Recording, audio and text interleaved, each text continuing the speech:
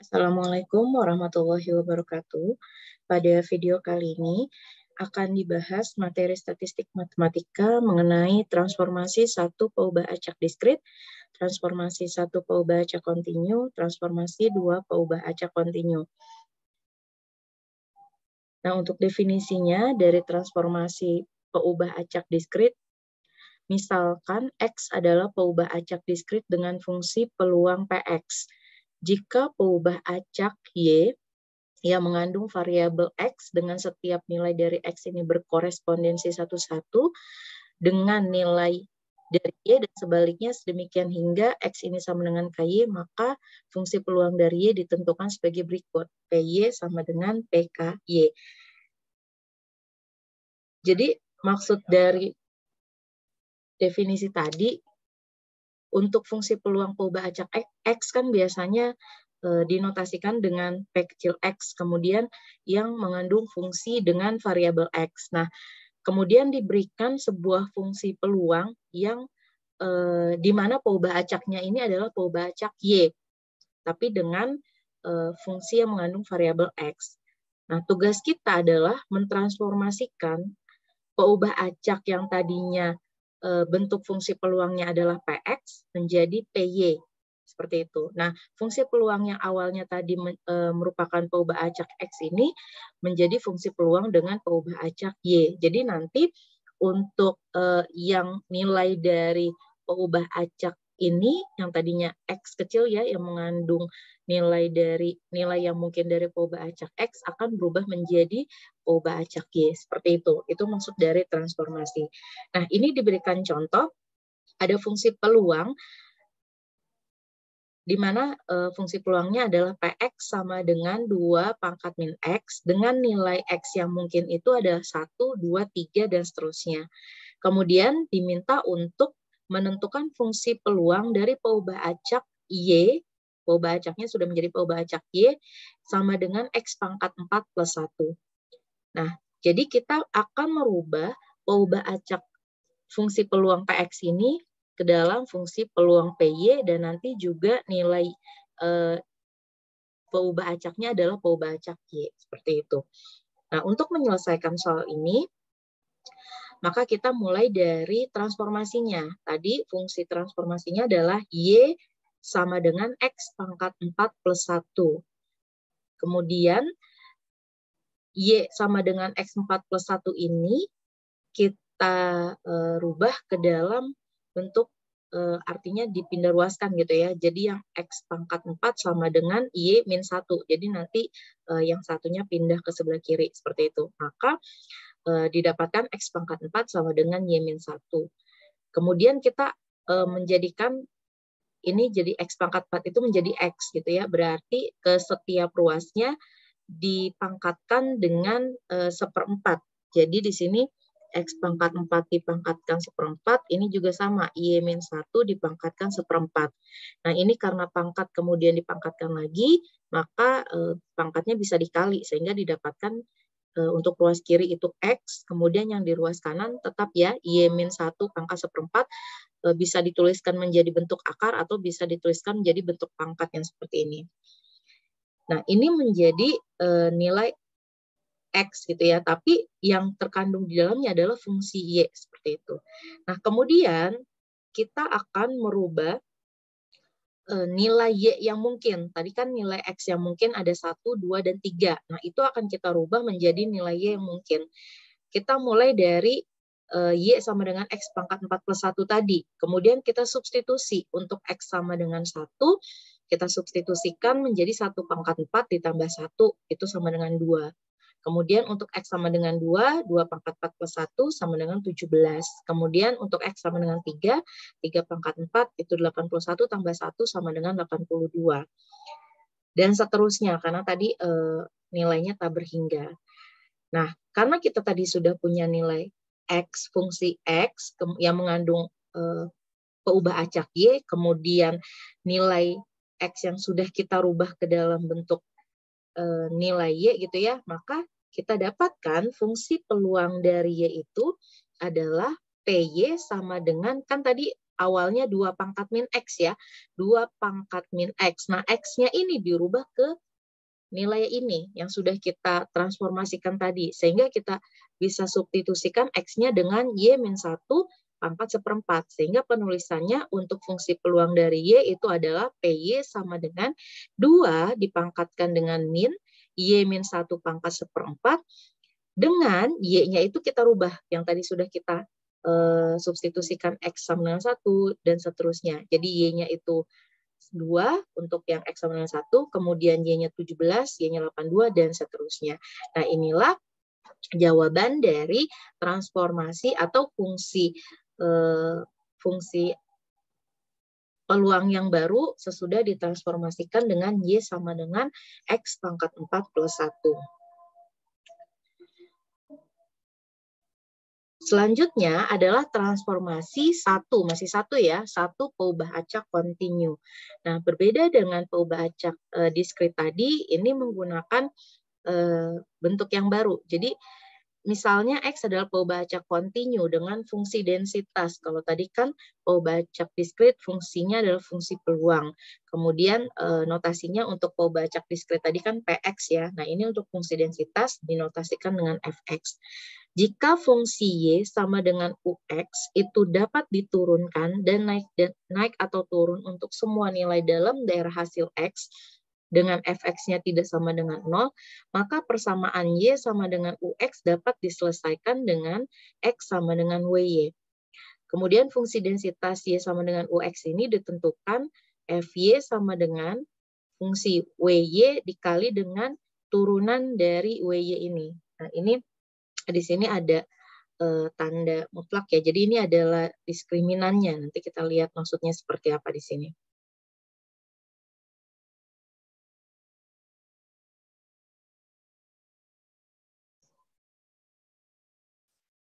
Nah, ini ada contoh dari fungsi densitas untuk peubah acak X yang merupakan peubah acak kontinu, di mana fungsi densitasnya ini sama dengan X per 12, di mana X-nya ini intervalnya dari 1 sampai 5 dan 0 untuk X yang lainnya. Kemudian tentukan fungsi densitas dari peubah acak Y sama dengan 2X min 3. Yang pertama kita lakukan adalah melakukan transformasi seperti yang tadi di peubah acak diskrit. Jadi dari Y sama dengan 2X min 3 kita rubah ke dalam bentuk X sama dengan untuk mendapatkan fungsi Y-nya seperti itu. Nah, jadi kita punya Y sama dengan 2X min 3, kemudian kita dapat 2X sama dengan Y plus 3 dengan memindah ruaskan ya, yang min 3 ini ke ruas kiri. Nah, kemudian kedua ruas kita bagi dengan setengah sehingga didapatkan nilai X sama dengan Y plus 3 bagi 2. Atau bisa dituliskan menjadi X sama dengan setengah dikali Y plus 3. Nah, ini bisa kita notasikan yang X sama dengan setengah Y plus 3 itu sebagai WY. Nah, W aksen Y ini adalah turunan dari fungsi ini, setengah Y plus 3. Jadi diturunkannya terhadap Y. Jadi ini kalau kita jabarkan kan berarti setengah Y ditambah 3/2 ya. Kemudian fungsi ini yang X sama dengan setengah Y plus 3/2 ini diturunkan terhadap Y. Berarti kan kalau diturunkan terhadap Y, dia sama dengan setengah. Nah, ini 3/2 diturunkan terhadap Y kan karena konstanta ya, maka hasilnya 0. Jadi W aksen Y ini itu sama dengan setengah. Nah, dari sini kita menentukan seperti tadi, menentukan nilai Y yang mungkin. Jadi, kita tadi punya Y sama dengan 2X min 1, kemudian kita punya interval X itu di antara 1 sampai 5. Nah, kita substitusikan untuk X sama dengan 1, maka kita dapat Y-nya 2 dikali 1 kurang 3, yaitu min 1. Dan X sama dengan 5, 2 kali 5 kurang 3, yaitu 7. Nah, ini sehingga menjadi interval baru dengan batasnya adalah batas Y, seperti itu. Nah, kemudian tadi berdasarkan definisi FY itu sama dengan F fungsi WY dikali dengan turunannya. Oh maaf, ini mutlak ya. Tadi saya mengatakan sebelumnya determinan. Determinan itu nanti digunakan untuk yang peubah acak, 2 peubah acak. Tapi kalau di satu peubah acak, yang ini menandakan mutlak.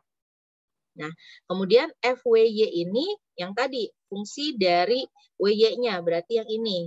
Nah ini ya, ini adalah FWY-nya, kita masukkan setengah Y plus 3 dibagi dengan 12. Kenapa 12-nya muncul? Karena tadi di sini kita kembalikan lagi. Nah ini kan fx-nya, maaf ya. Jadi ini fx-nya, x-nya saya ganti dengan, saya tulis di sini ya, ini X-nya saya ganti dengan setengah Y plus 3, seperti ini. Nah, sedangkan Fx-nya itu sendiri adalah X per 12. Artinya, kita harus merubah X ini dengan yang di sini. Jadi, ini artinya menjadi setengah Y plus 3 dibagi dengan 12, yaitu fungsi ininya sendiri, seperti itu. Seperti materi pada fungsi di sekolah ya. Jadi kalau ada F setengah Y plus 3 ini, yang X-nya yang kita substitusikan dengan yang di dalam kurung ini. Sehingga fungsinya berubah menjadi setengah Y plus 3 per 12 dikali, nah ini yang mutlak W aksen Y tadi atau turunan dari setengah dikali setengah, seperti itu.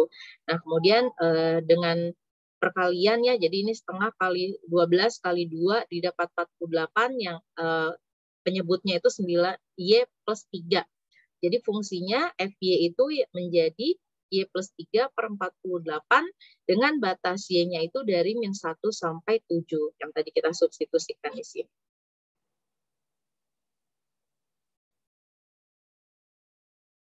Nah, untuk transformasi satu peubah acak, diskrit, dan kontinu mungkin sudah pernah dibahas di mata kuliah pengantar teori peluang ya. Jadi ini hanya mengulas saja, mengulang kembali. Yang baru mungkin di sini transformasi dua peubah acak kontinu.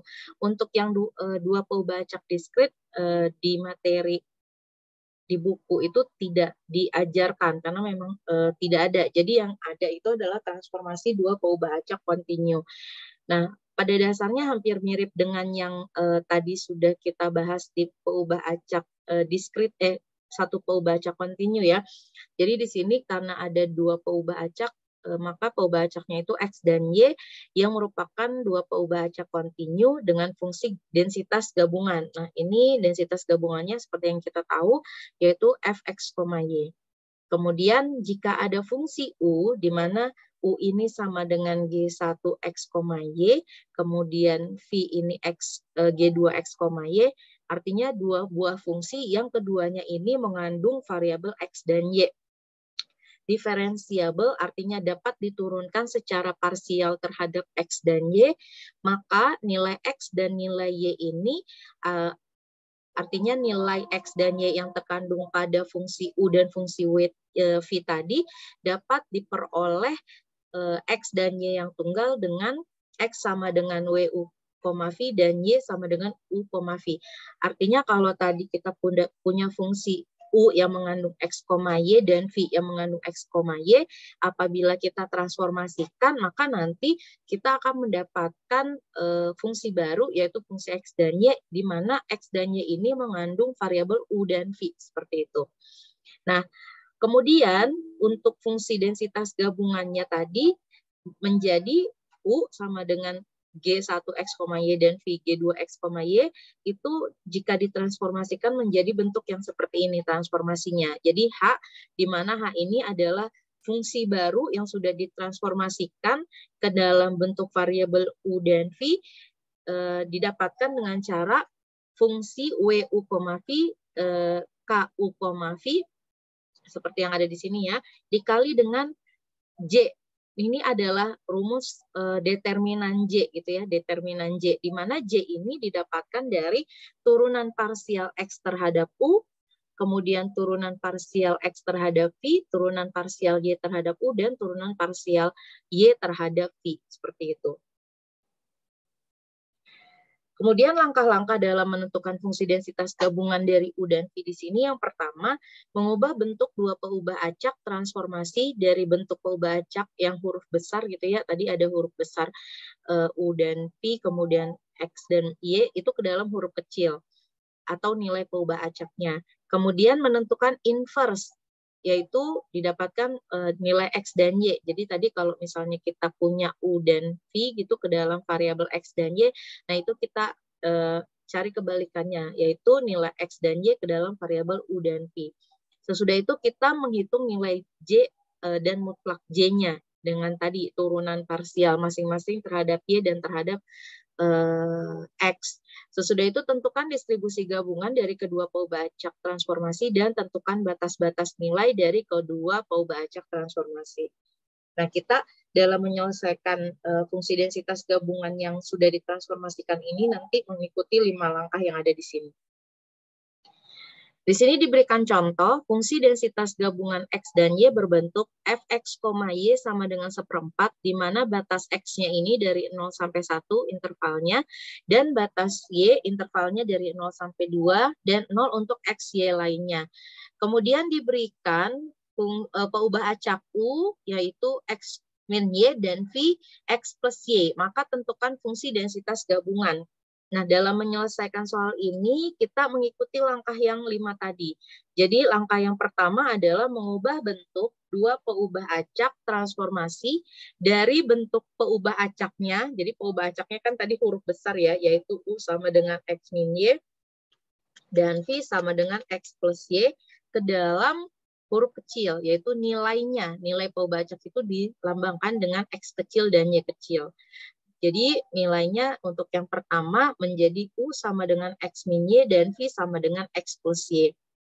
Sesudah itu, dari kedua fungsi ini kita akan mencari inverse, yaitu nilai X dan Y yang nantinya itu dalam bentuk U dan V. Seperti itu kan rumus awal tadi kan fungsi awalnya yaitu fungsi U dan V di dalam variabel X dan Y. Nah, sekarang tujuan kita adalah merubah ke dalam bentuk inverse-nya. Jadi, fungsi X dan Y ini, peubah acak X dan Y ini, ke dalam fungsi U dan V. Nah, dalam pengerjaannya, dalam mencari nilai X dan Y, kita bisa pakai rumus eliminasi. Atau nanti substitusi ya, jadi boleh eliminasi substitusi atau eliminasi kedua-duanya. Jadi, kedua rumusnya itu, X min Y, kemudian Vx plus Y, saya akan menghilangkan variabel X-nya ya, jadi ini dikurang.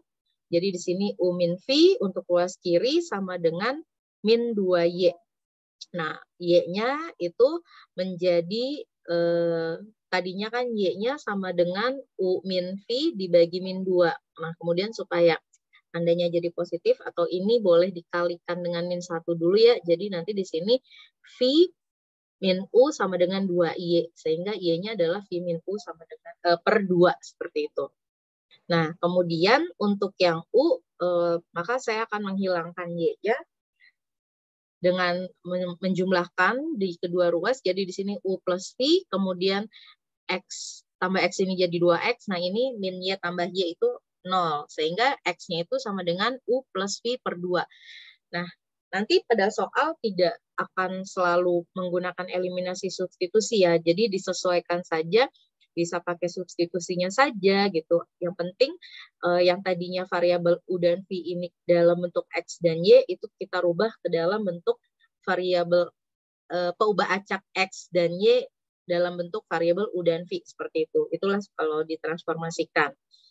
Nah, langkah berikutnya yaitu kita menghitung nilai J dan mutlak J, di mana nilai J ini didapat dari, ini determinan, mohon maaf, bukan mutlak, determinan J, kita menurunkan masing-masing dx per du, turunan parsial ya, jadi kalau lambang yang seperti ini artinya turunan parsial, kemudian dx per dv, dy per du, dy per dv. Jadi ini satu-satu kita turunkan. Kalau dx per du, berarti kan ini kita punya, yang kita perhatikan adalah peubah acak X ya. Saya punya setengah U ditambah setengah V, seperti ini. Nah, yang akan kita turunkan adalah terhadap U-nya, berarti yang kita perhatikan ini saja. Nah, ini tidak perlu diperhatikan karena tidak mengandung variabel U. Artinya, kalaupun diturunkan yang setengah V ini, itu sama dengan 0. Nah, maka turunan dari ini, kalau kita turunkan yang pertama ini ya, dx, turunan parsial X terhadap U, itu sama dengan setengah. Jadi, saya tuliskan di sini. Kemudian yang dx terhadap V juga sama. Jadi yang saya perhatikan adalah yang ini nih, yang ini. Setengah V. Jadi tetap setengah ya, karena yang variabel X diturunkan terhadap V itu juga setengah.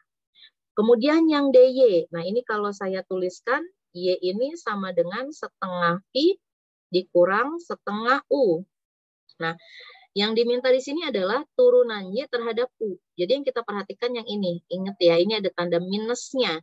Minus setengah U untuk Y-nya. Artinya kalau diturunkan terhadap U itu menjadi min setengah. Kemudian untuk DY per DV yang kita perhatikan adalah yang ini, setengah V-nya. Nah, diturunkan terhadap V itu juga setengah. Nah, kemudian untuk mencari determinan J-nya kita seperti determinan pada matriks ya. Jadi kalau ada A, B, C, D itu maka menjadi A dikali D dikurang B kali C. Nah, ini juga sama. Setengah kali setengah untuk yang ini seperempat dikurang dengan setengah kali min setengah gitu ya. Ini jadi min seperempat kan? Karena ini seperempat dikurang dengan min seperempat, jadi kan ditambah. Jadi hasilnya adalah 2/4 yaitu setengah. Nah, itulah hasil dari determinan J-nya. Nah, selanjutnya langkah yang berikutnya adalah menentukan distribusi gabungan dari kedua pelba acak transformasi. Jadi kita masukkan rumus yang ada pada definisi tadi, yang ada di definisi awal di sini ya. Ini kita masukkan yang ini. Kita ganti. Jadi tadi soalnya adalah seperempat. Nah, fungsi WU, V, KU, V ini bisa kita tuliskan sebagai fungsi X, Y. Nah, fungsi X, Y itu sendiri seperempat. Jadi nanti tergantung pada soal ya, sama seperti tadi, kalau misalnya fungsinya, ini kan kebetulan fungsi X, Y-nya hanya seperempat. Gitu. Tapi kalau nanti di dalam soal misalnya X plus Y, nah artinya kita harus mengganti dengan X yang di sini dan Y di sini, seperti itu. Jadi disesuaikan dengan soalnya. Nah ini karena hanya seperempat saja, maka saya tuliskan seperempat, dikali dengan determinan J-nya. Determinan J-nya ada setengah, berarti seperempat kali setengah itu 1/8. Nah, langkah terakhir yaitu menentukan batas-batasnya. Tadi kita punya batasnya itu untuk X itu dari 0 sampai 2 dan Y-nya juga 0 sampai 2. Nah, kita substitusikan X-nya tadi sesuai dengan yang sudah kita dapat dari langkah 2 ya, untuk menentukan inverse tadi. X-nya itu adalah U plus V per 2, kemudian Y-nya V min U per 2. Nah, kemudian di kedua ruas kita kali 2, didapatkan untuk yang X ini 0, U plus V kurang dari 4. Nah, jadi U plus V itu di antara 0 sampai 4. Kemudian V-nya semua ruas kita kurangkan dengan V karena kita ingin mencari batas U-nya di sini. Jadi di sini 0 kurang V, kemudian 4 kurang V. Sehingga didapat min V, U-nya itu intervalnya di antara min V sampai 4 min V. Begitu juga dengan Y, jadi Y-nya ini tadi kita punya dari langkah kedua tadi, V min U per 2, kemudian kedua ruas dikali 2 ya, jadi di sini V min U intervalnya dari 0 sampai 4. Nah, karena kita ingin mendapatkan interval V di sini, maka kita tambahkan dengan U di kedua ruas. Jadi di sini kita dapat V-nya interval dari U sampai 4 plus U, seperti itu. Baru kita dapatkan yang kesimpulan akhirnya bahwa fungsi yang tadi sudah dari Fx, Y itu menjadi fungsi baru yaitu HU, V, di mana fungsi ini mengandung variabel U dan V yaitu 1/8 dengan U-nya itu di antara min V sampai 4 min V dan V-nya itu di antara U sampai 4 plus U dan 0 untuk U dan V yang lainnya. Nah, demikian penjelasan untuk materi transformasi peubah acak, baik yang satu peubah acak discrete dan kontinu maupun yang dua peubah acak kontinu. Nah, ini ada soal latihan, di mana soal latihan ini merupakan soal yang transformasi dua peubah acak kontinu. Jadi silakan dicoba dan dikerjakan. Jika nanti kita bisa bahas di WhatsApp group, jika ada yang ingin ditanyakan bisa di japri ke saya atau ditanyakan di WhatsApp group. Terima kasih atas perhatiannya. Semoga videonya bisa dipahami dengan baik. Wassalamualaikum warahmatullahi wabarakatuh.